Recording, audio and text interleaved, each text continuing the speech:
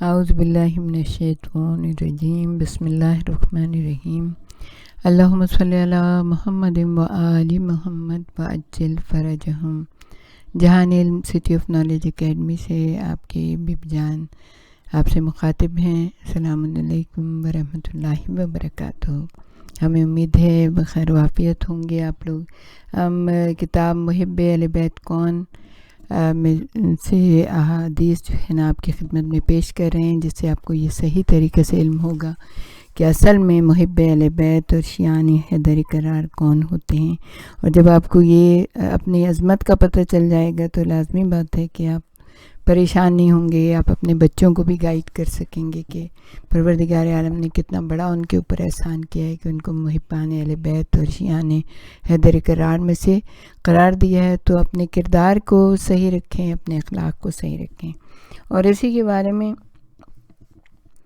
امام نے ارشاد فرمایا کہ محمد بن عجلان نے کہا کہ میں امام جعفر صادق علیہ السلام کی خدمت میں موجود تھا کہ ایک شخص آیا اور اس نے سلام کیا۔ امام نے اسے پوچھا، تو نے اپنے بھائیوں کو کس حال میں چھوڑا؟ سوال کیا کہ تم دوسرے جو شیعہ لوگ ہیں، کیونکہ امام کو بہت ہی محبت ہے شیعوں سے، کہا کس حال میں چھوڑا، یعنی وہ کیسے ہیں؟ اس شخص نے اپنے برادران ایمانی کی مدح و سرائی کی اور پاکیزگی قلب بیان کی۔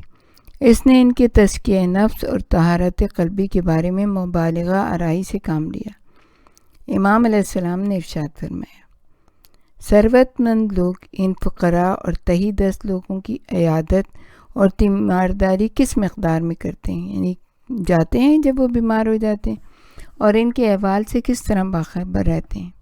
اس نے کہا بہت تھوڑے غریبوں، فقیروں اور بے سہارا لوگوں کی تیمارداری کے لیے جاتے ہیں۔ پھر صادق آل محمد نے ان سے ایک اور سوال کیا اور کہا ثروت مند لوگ غریبوں، فقیروں اور مسکینوں کے ساتھ کس حد تک مالی ارتباط رکھتے ہیں، یعنی کیا امراء غریبوں کی مالی کمک کرتے ہیں؟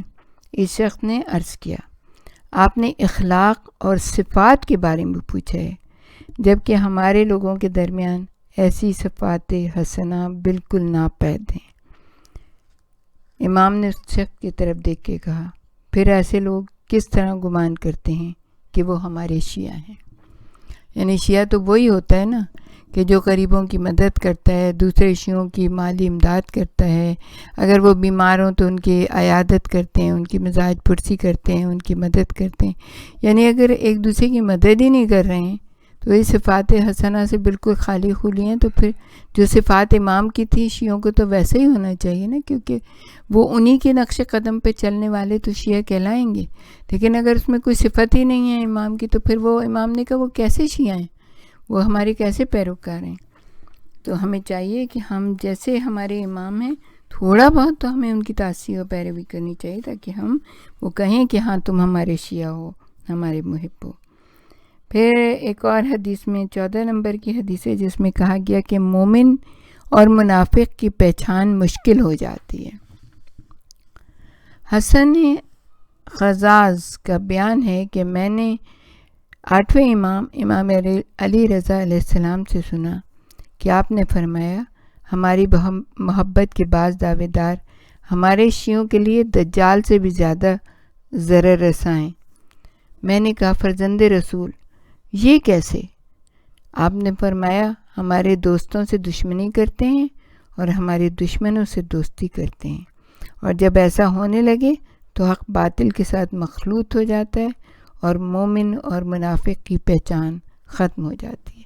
دیکھیں کتنی یہ کوئی کٹھن بات ہے کہ کتنا امام نے کہا کہ دجال سے بھی زیادہ ضرر رساں ہیں، کیونکہ ہمارے دوستوں سے دشمنی کرتے ہیں۔ اب ہم بالکل اپنے آپ کو اس آئینے میں دیکھیں کہ ہم اپنے ہی گھروں میں جو محبان اہل بیت ہمارے گھروں میں ہیں، ہمارے عزیز ہیں، رشتہ دار ہیں، ہمارے بہن بھائی ہیں، ہمارے جو اور رشتہ دار وغیرہ جو اکٹھے ہم لوگ رہتے ہیں یا محلوں میں رہتے ہیں یا قبیلوں میں رہتے ہیں، تو ہم ان سے کتنی محبت رکھتے ہیں، یعنی ہم ان سے دشمنی تو نہیں رکھتے خدا نخواستہ، اور جو دوسرے لوگ ہیں جو امام کے دشمن ہیں، جو ہمیں ان سے کاٹنے کی کوشش کرتے ہیں، ان سے ہم کتنی دوستی رکھتے ہیں۔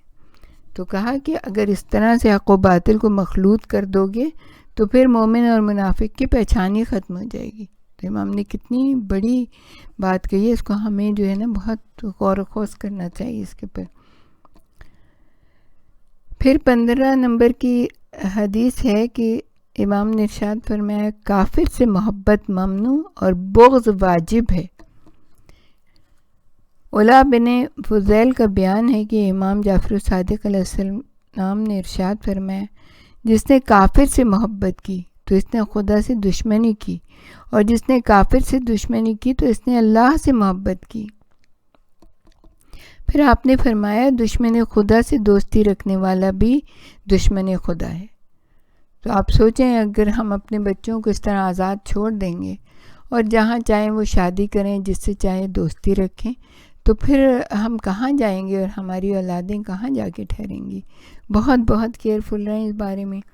پھر امام نے ارشاد فرمایا کہ امام جعفر صادق نے 16 نمبر کی حدیث ہے کہ اہل شک کی دوستی جو ہے وہ ممنوع ہے.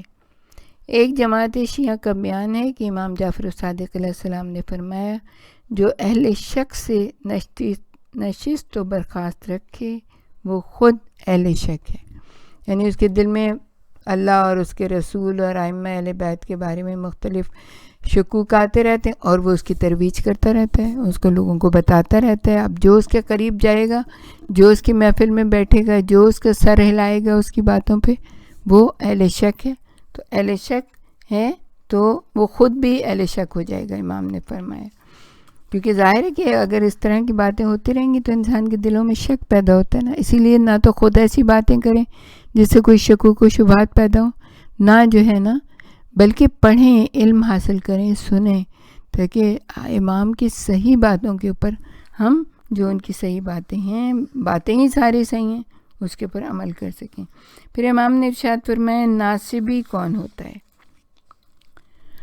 معلی بن خنیس کا بیان ہے کہ میں نے حضرت امام جعفر صادق علیہ السلام سے سنا، آپ فرما رہے تھے ناصبی یعنی دشمن اہل بیت وہ نہیں ہے جو ہم اہل بیت سے عداوت رکھے، کیونکہ تمہیں دنیا میں ایک فرد بھی ایسا دکھائی نہ دے گا جو علل اعلان کہے کہ میں محمد و آل محمد سے بغض رکھتا ہوں. اور یہ ایک حقیقت ہے، چاہے دل میں جو بھی ہو، لیکن سامنے کبھی بھی کوئی شخص یہ کہہ نہیں سکتا کہ، بلکہ یہ کہتے ہیں ہم بھی تو ان سے محبت رکھتے ہیں، ہم بھی تو ان سے محبت کرتے ہیں. ناصبی وہ ہے جو یہ سمجھ کر تم سے عداوت رکھے کہ تم ہم سے محبت رکھتے ہو اور ہمارے دشمنوں سے بیزار ہو.